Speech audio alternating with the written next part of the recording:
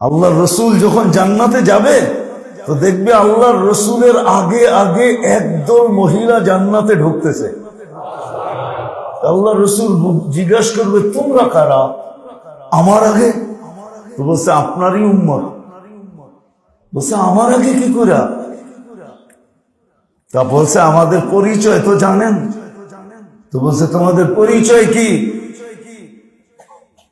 যৌবন অবস্থায় স্বামী মারা গেছে, সন্তানের দিকে তাকায়া আর কোনো বিয়ে বসি নাই, জীবনটাকে সন্তানকে মানুষের মতো মানুষ করার জন্য, দিনদার বানানোর জন্য কাটায়া দিছি। আল্লাহর রসুল বলবে, হ্যাঁ তোমরা এটার যোগ্য। বলেন তোমরা এটার যোগ্য।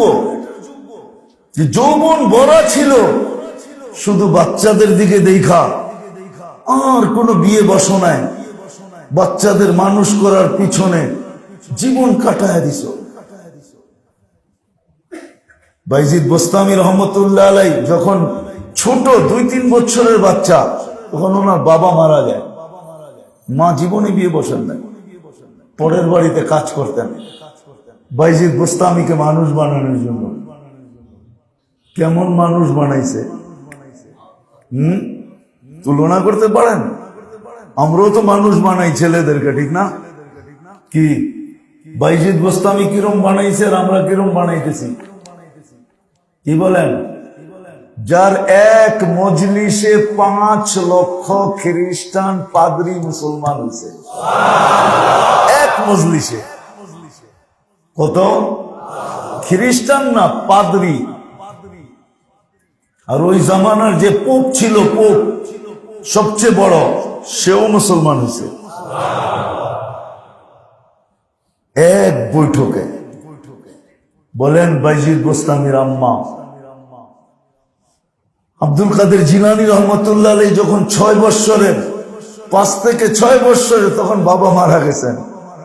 মা ফাতেমা ছেলেকে আব্দুল কাদের জিলানী বানাইছেন। আব্দুল কাদের জিলানী চিনেন? আব্দুল কাদের জিলানী চিনেন না? মনে হয় চিনেন না। চিনেন? পীরানে পীর, বড় পীর আব্দুল কাদের জিলানী রহমতুল্লাহ আলাইহি। তরিকায়ে কাদেরিয়ার যে সর্বপ্রথম চান্ডা যার হাতে, তরিকায়ে কাদেরিয়া। তরিকা 4টা না? কাদেরিয়া, চিশতিয়া, নকশবন্দিয়া, মুজাদ্দিদিয়া। তরিকায়ে কাদেরিয়ার যে ফাউন্ডার আব্দুল কাদের জিলানী রহমতুল্লাহ আলাইহি। মা 5 থেকে 6 বছর বয়সে বাবা মারা গেছেন, মা মানুষ করছেন। তো মেরে দোস্ত, যেটা বুঝাইতেছিলাম যে মানুষ দামি জিনিসের তো সুরক্ষিত করার আপ্রাণ চেষ্টা করে, কিন্তু আফসোস তার জানটা যে কত দামি এটা সে একদিনও ভাবল না। তার আত্মাটা যে কত দামি, যেটা তাকে জীবিত রাখছে, কত দামি সে একদিনও ভাবল না। এটাকে সুরক্ষিত করতে হয় কিভাবে এটাও জানল না। তাইলে শত আফসোস কেন? আমি যদি কোটি আফসোস বলি তাইলেও কম হবে। কোটি আফসোস, আফসোসের কোনো পরিসীমা নাই, দুঃখের কোনো সীমা নাই, পরিতাপের কোনো সীমা নাই, চিন্তার কোনো সীমা নাই ওই মানুষটাকে নিয়ে, যে তার জীবনটার সুরক্ষিত করতে এক মুহূর্তের জন্য ভাবলো না, আত্মাটাকে সুরক্ষিত করা ভাবলো না, যে কিভাবে আত্মা সুরক্ষিত করতে হয়, কিভাবে জীবন সুরক্ষিত করতে হয়। আমি দাম দেখাইছি প্রথমে আপনাদেরকে, যে 1 সেকেন্ডের দাম যদি এতটুকু হয় তাহলে 1 মিনিটের দাম কতটুকু? 1 মিনিটের দাম যদি এতটুকু হয় তাইলে 1 ঘন্টার দাম কতটুকু?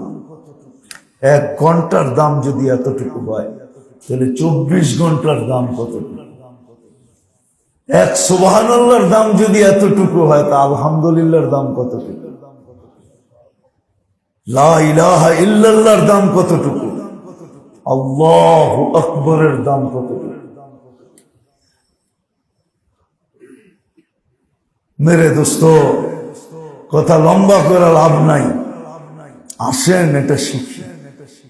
এই জন্যই আল্লাহওয়ালারা বড় জোর দিয়া বলে